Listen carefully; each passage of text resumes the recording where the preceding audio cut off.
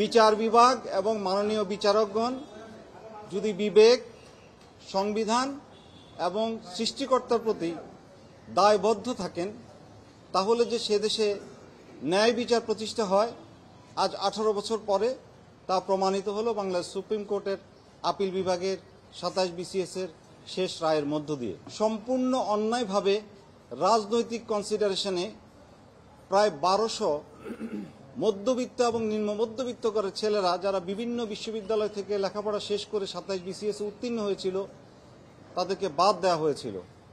নির্বাহী বিভাগের এই বেআইনি সিদ্ধান্ত বাংলাদেশের সুপ্রিম কোর্ট বৈধতা দিয়েছিল।